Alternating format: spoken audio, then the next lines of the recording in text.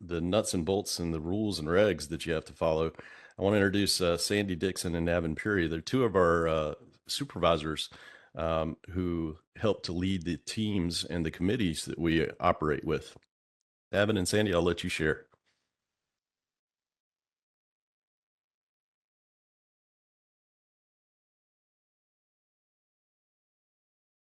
All right, good morning. Can you hear me okay, Jason? Sounds good.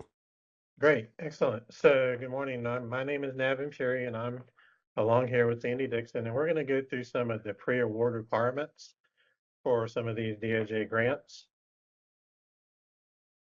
The basic outline, I'm sorry, jump my trigger finger here. All right, the basic outline today is just an overview of the planning sections, some of the pre-award requirements, a slight example and discussion on the project budget and the allowable cost, discussion about match, and then indirect cost. For those of you that are longtime, recipients of grants, you may be familiar with this, but our planning teams are essentially broken up into three categories or areas of topics and stuff. And you have the criminal justice improvement, the juvenile justice, and the crime victim services. These are some of the funds that fall under each of those staffing responsibilities. And also we have three subcommittees that are carved out of the full crime commission with the same name. So these are some of the things that each of these groups review and look at. Keon and Lindsay mentioned UEI as part of their presentation, so let's have a brief discussion on what that is. So on April 4th of 2022, the UEI was beginning to be used by the federal government, and it changed from the DUNS number to a UEI. So some of you from the older days of doing this will remember the DUNS number had to be assigned to your entity and all that to be able to apply for federal grants. Now it's a UEI, and this is generated by SAM.gov. This is a 12-character alphanumeric ID that's assigned to your entity, and in the process, they removed the DUNS number from being used. The entity registration and searching and data entry in SAM.gov now require the use of this new UEI number. It's not really new, it's a few years old now. And you can do this by logging into SAM.gov.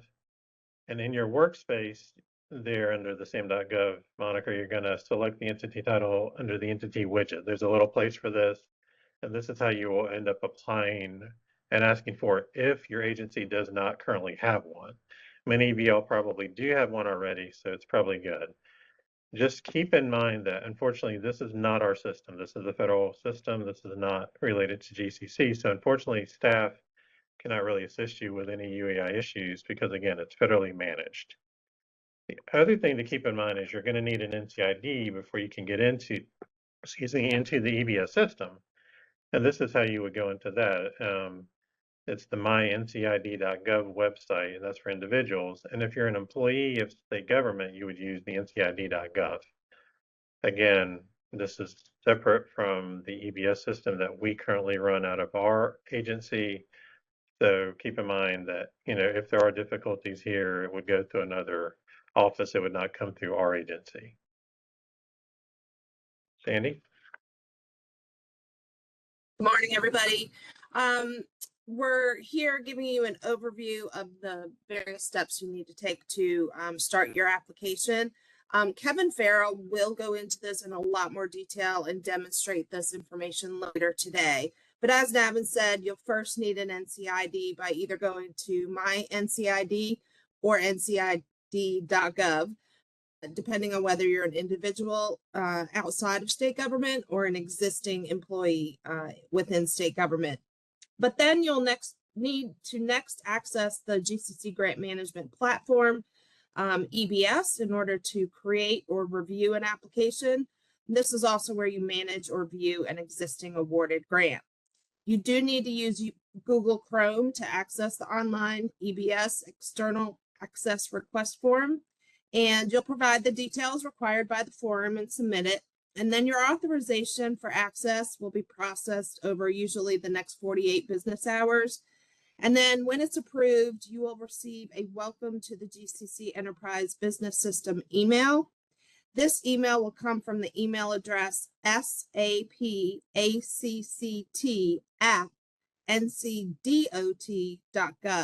So you want to be sure to check your spam and make sure it has not gone to that folder.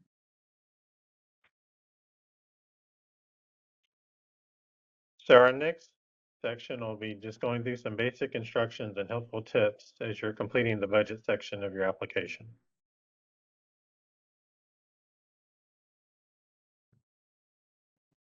Okay, so all budget lines must be described either within the narrative or within your budget detail lines.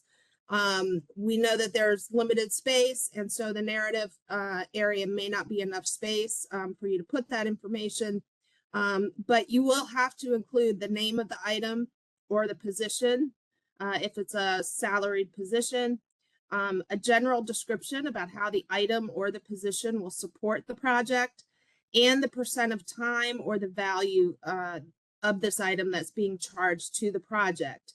A real quick, simple example here is a victim advocate, number one, if you have more than one, and they will be dedicated 50% of their FTE hours by serving this project, and describe how they will be benefiting the project, what roles and responsibilities they'll have within the project.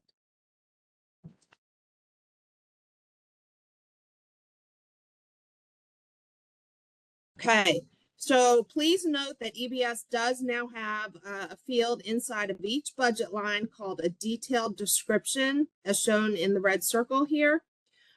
Here in the description field, this is where you can show those calculations that you may not have space within the narrative to do, such as the number of travelers times the number of nights times the cost per night for lodging. Another example would be to show the employee's full salary times the percent of time spent on the project, showing how you got the calculation for the salary amount for that position. Also here, enter any additional details to describe the item that may not have fit in the narrative sections. This is important. What we often see is that subrecipients enter a budget line name, and that's all they enter, such as a magnetometer. So staff may need additional details about what a magnetometer is, why it's necessary to the project, and what portion or percentage of this item is being paid for by the grant. So please provide that detailed information here. It will save you a lot of work if your project is selected for funding. If you don't put this information here, then staff will be required to get these kinds of details later, and that may require more work for you and slows down the award process. So next slide, we'll be looking at a deeper dive into each of the different types of budget categories. Sorry about that. I apologize to y'all. Give me 1 second to catch back up. It had a little glitch there. There we go.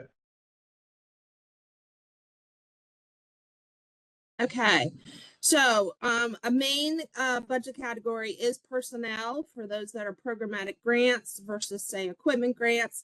There must be a reasonable and documented methodology for how you're allocating the work that's performed, and that has to be done through an internal system of controls and timekeeping.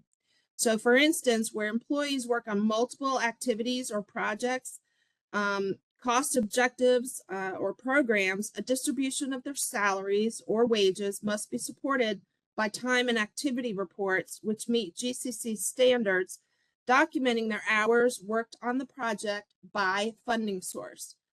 Please note that for salaries, an executive director's time of a nonprofit cannot be 100% charged to a single GCC project, nor in total to multiple GCC projects. And that's because they're working on items typically that are unallowable, such as fundraising, working with the board of directors. Those types of activities cannot be supported typically by the funding sources we receive.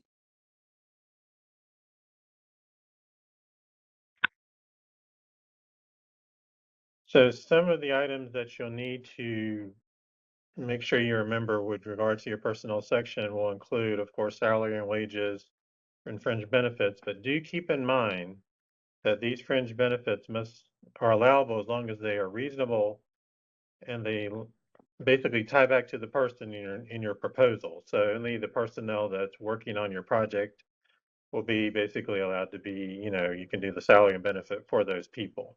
But make sure that the right people that are on there are involved in listed on your project and listed out as their job duties and stuff of that sort.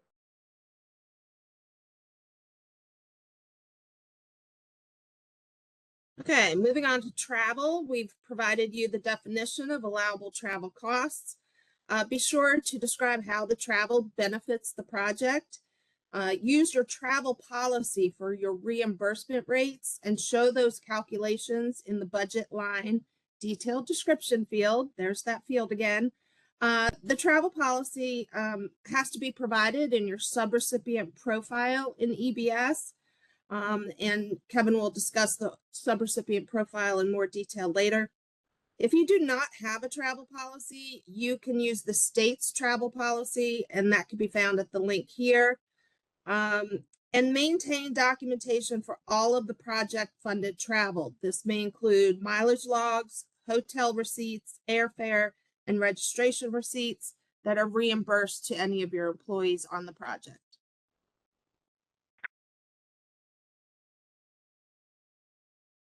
And do keep in mind that when you are requesting travel, and I am going to emphasize the word if on this category, please keep some of these notes in mind that are on the screen. Realize that the purpose of these grant applications is to help to implement a project or a program. These grants are not designed to be a travel fund for your entity or agency. Travel has to be relevant and it must show the necessary aspects to support your program, but make sure you do calculate it very carefully. Show the number of people traveling, where, their purpose, clear and itemized budget on like lodging, per diems, mileage, baggage, etc., airfare, whatnot. This is a category that gets scrutinized heavily, by the committee, by staff, etc. And in many cases, if we're asked to reduce grants or projects, this is going to be most likely the first area that will be reduced or cut or adjusted for. So do keep all that in mind that this could be reduced. So remember, it's got to be stuff that's necessary for the program to succeed and to make sure it benefits the program.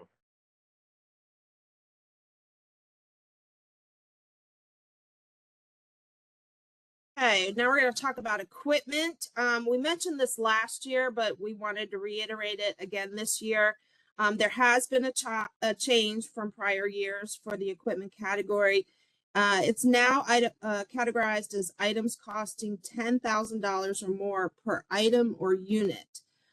So each piece of equipment being $10,000 or more. We will require you to have and use a purchasing or procurement policy, and you'll need to follow that. This is another policy that will need to be in your subrecipient profile, not uploaded to the project itself, but in your subrecipient profile.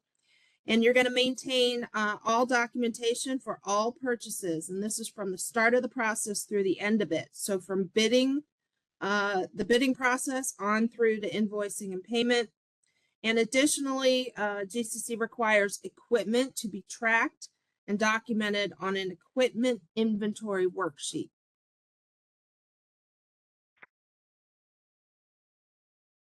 And here is a very quick example of what Sandy is referring to. Please make sure you note that if the cost per unit is greater than the $10,000 threshold, then it would qualify for a budget, category to be placed into these items. If it's below, it would probably fall under the supply category. But do keep in mind, you are looking at unit cost and the amount and the total estimated cost. So again, things just to keep in mind as you're setting up your budgets for these programs, to be aware that these are things that are being looked at by staff to make sure they are in the right category and they're meeting the right thresholds.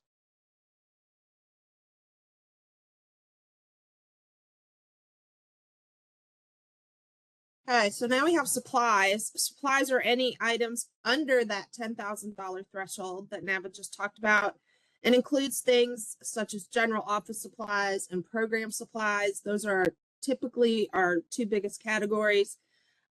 General office supplies can be listed as one line item But be sure to attach a detailed office supply list to your project. So this could be a list of things like file folders, paper, pens, paper clips, etc. Your program supplies should be also listed separately from general office supplies, and another detailed program supply list attached to your project in the attachment section. For equipment lease agreements, and this is different than purchasing the equipment. So where you have not purchased the item, but instead you're going to lease the piece of equipment, that should be listed here as well.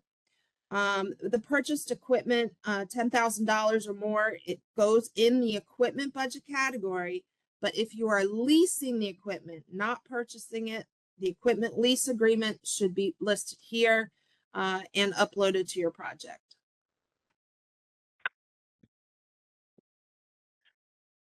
And again, this is a visual example of what, Sandy was referring to, using your detailed description field in the EBS system.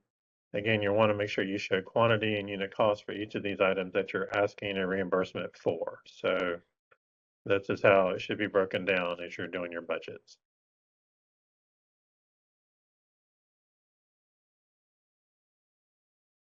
And this is new to EBS. In our old GEMS system, we did not have an operating line item, but now we do. And here you're going to place rent and utilities, and be sure to upload your rent agreements to the project under the attachment section in EBS.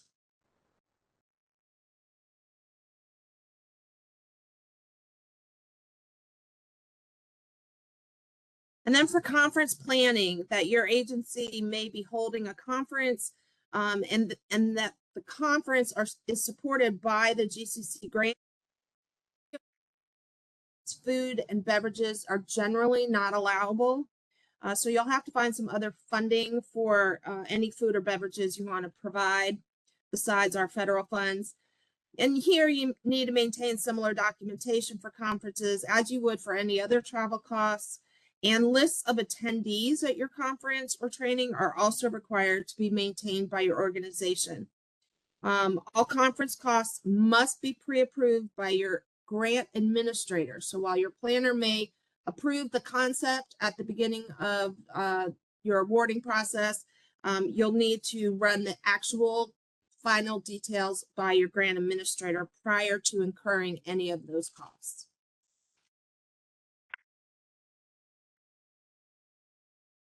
And this screen should give you, again, another visual. Again, we just want to make sure you kind of see how it looks when you're doing this in the actual EBS system. And remember, there are federal limits that are set for some of these items. So, you can see there's a rate per day for attendee, based on what it is you're looking at. But the biggest thing is to keep in mind some of these federal limits and make sure that you don't put any food and beverage into these line items.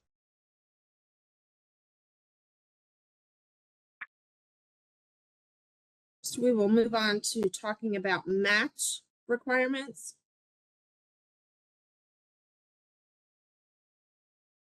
So this section explains GCC's match funding requirements, how to calculate the required amount of match funds, and how to request a match waiver if applicable, if you're not able to meet those match requirements.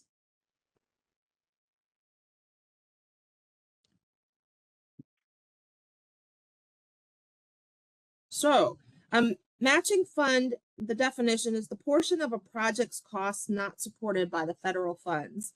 And match funds must come from other non-federal sources. Match demonstrates a strong non-federal base of financial or partner support for your project and is subject to the same, and I'm going to repeat that, the same regulations and restrictions as your federal share. GCC grants only fund the federal share of your total project costs, and the federal share in most cases makes up 75 to 80% of the total project budget awarded. The remaining 20 to 25% of your project costs is called the match share and can be contributed by the applicant through cash and or in-kind sources. The applicants must be able to cover the match portion prior to receiving the federal funds, and match contributions may only be applied to one federally funded project. You may not use the same match for multiple projects, since this would be considered double dipping.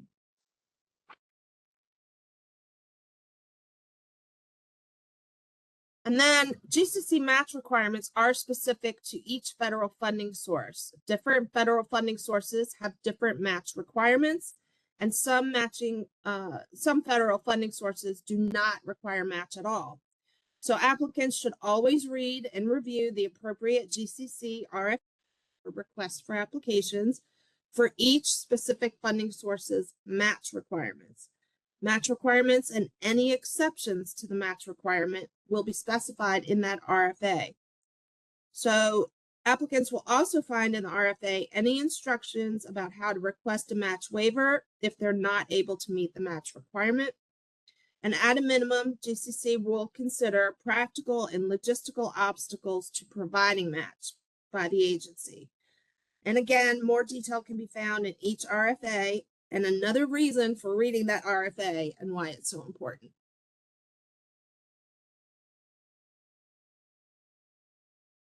So now we're going to talk about how to calculate the required match amounts. Here's an example.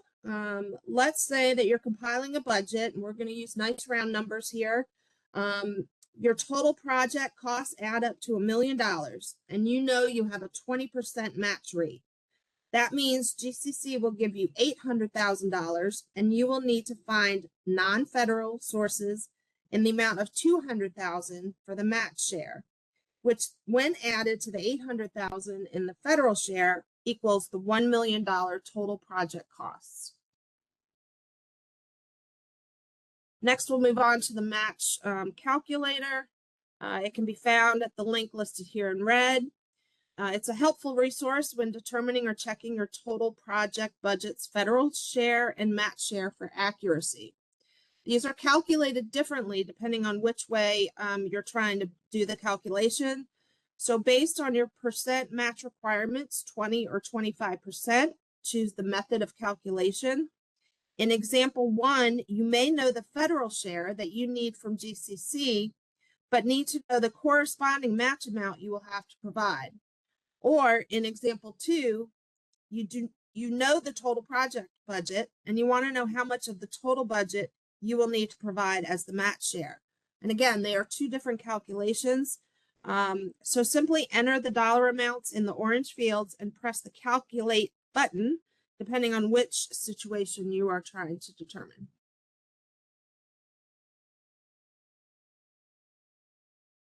And now we're going to look at acceptable forms of match. The most common is a cash match. This form of match could come from a grantee's own funds, such as cash donations from third parties, including fundraising events which generate unrestricted cash for your agency. Could be foundation grants or grants from other non-federal government agencies. Another form of match is in-kind match or non-cash donations to the project. It is the in-kind value of these contributions that is considered the match. Note that in-kind match does not require your agency to lay out cash payment for the contribution. Some examples of in-kind match include the fair market value of rent that may be donated, services that are donated, perhaps by local professionals, or volunteers providing services for the project. As you work to identify and secure your match, remember that each match item must be properly valued and documented the same way as your federal budget lines. In-kind match requires that fair market assessment, and so it may be a bit more complicated. For example, for property, the fair market value can be established by an independent appraiser. The value of services provided by consultants and other personnel must be consistent with what the grantee would pay their own staff for similar work, or with the local market value for the work performed. As well, time contributed by volunteers must be valued for the actual work performed. And next, we'll just summarize what we've covered. Match funding is the portion of a project not supported or paid by the federal funding source. Match may or may not be required depending on the funding source. Read that RFA carefully. Additionally, match demonstrates a strong base of non-federal financial and partner support. Match is always subject to the same regulations and restrictions as the federal funds that you receive from us. And depending on the federal funding sources, cash or in-kind contributions may be allowed as a form of match. And lastly, if you cannot provide the match amount, you would need to request a match waiver as applicable at the time of your application.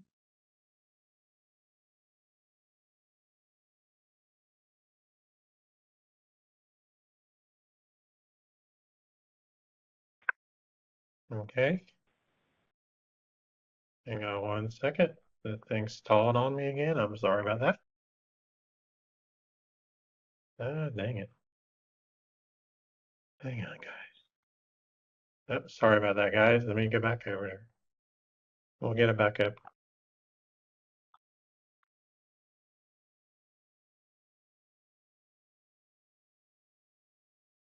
I think we actually had a glitch in our office a minute. The phone kind of looked funny too. Can you also hear me, Jason? I can, yes. Okay, I'm sorry. Yeah, the phone kind of glitched, and I think the computer decided to do something kind of funny too. So anyway, we're back on track.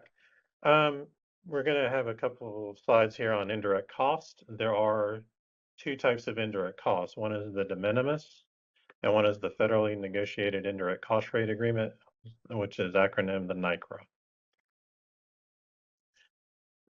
With the de minimis, some subrecipients have the option of using this de minimis cost rate, set by law. The de minimis rate is 15% of what's known as the modified total direct costs, or MTDC.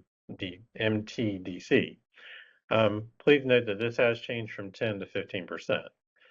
So what's under the modified total direct cost includes salary and wages, fringe benefits, material supplies, services, travel, and the first $50,000 of each contract. What is excluded in that is equipment, capital expenditure, charges for patient care, tuition remission, rental costs, scholarships, and any of the portions of the contract that exceed the $50,000. The de minimis rate is available without the need to negotiate with the cognizant federal agency for indirect cost. This rate is an option only for subrecipients that do not have an approved federally negotiated indirect cost rate already. When this de minimis rate is used, costs must be consistently charged as either indirect or direct cost, and double charging is not permitted. If you choose to elect to use the de minimis, it must be applied consistently across all of your agency's federally funded projects unless or until your agency receives a federally negotiated indirect cost rate. And if you do decide to use the de minimis in your project, you must submit and upload a certification to the organizational document. The de minimis certification form can be found at the grant form section of our website. Now, those agencies that are choosing, that intend to use indirect costs using your federally negotiated indirect cost rate, you must have a current signed federally approved cost rate agreement, which the agency will use for all applications for all federal funding. The cognizant federal agency is the federal agency in which the subrecipient receives the most funds. So an example of that is this. In an example, the subrecipient often would be the county or a state agency, and not the actual implementing agency such as the sheriff's office or police department. So you're looking at the bigger umbrella organization in this particular scenario. Documentation supporting the agency use of indirect cost rate will be required. You'll have to upload those documents into the EBS system under the document section. And since utilizing an indirect cost rate occurs at the organizational level, the financial officer is responsible for the verification of an organization's indirect cost rate, regardless of whether it's the de minimis or the negotiated rate. And if an organization is utilizing an indirect cost rate, the required supporting document must be uploaded to the EBS platform by the financial officer. Sandy, do you want to mention this real quick? Yeah, so our executive director, Caroline Farmer, mentioned at the beginning of our workshop that there are a lot of changes by this administration, executive orders, et cetera. And so we just wanted to provide that link here. She showed you how to access it. We have this nice summary document from the National Criminal Justice Association, and I would encourage all of you all to review that before applying.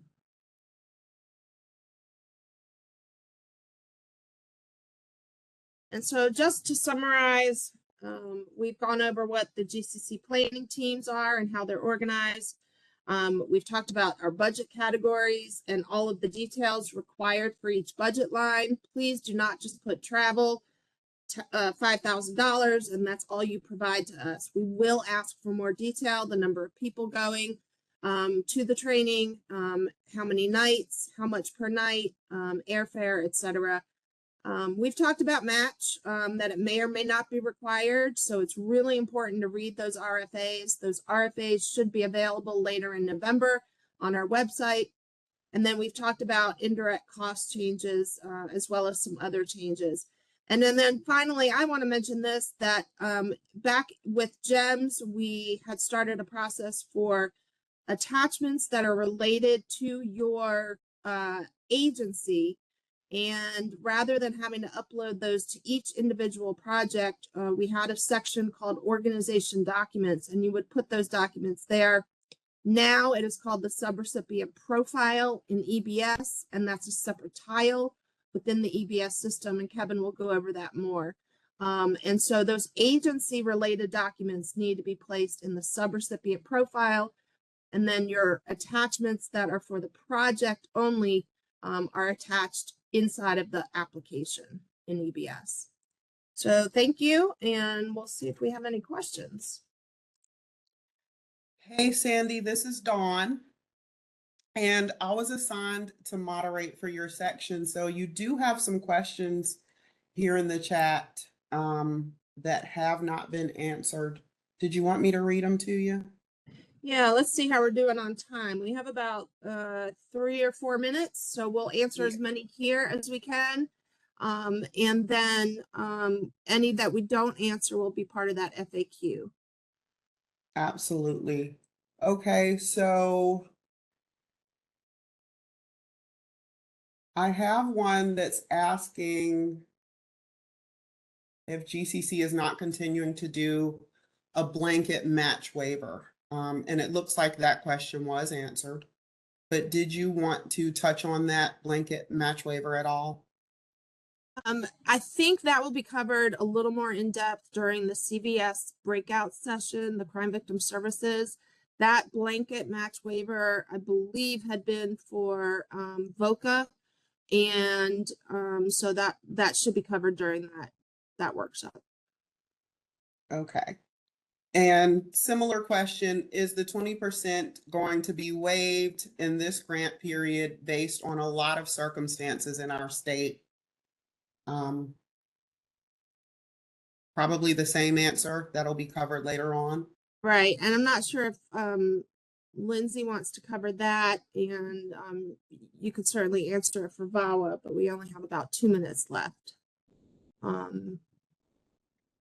Those RFAs will delineate how and if match will be required, and whether or not it's waived, either individually or across the board. All right, and one last question, Sandy. Someone asked if you could share a link in the chat. I think there was a website that you all shared towards the end where you may have had a link. And if you could add that to the chat, that would be great. If not, Deanna, we will make sure that you get the information that you need. And was that the link to the summary by NCJA of the executive orders and memos? It was for EOs. Well, yeah, okay. We will add that to the link after the break.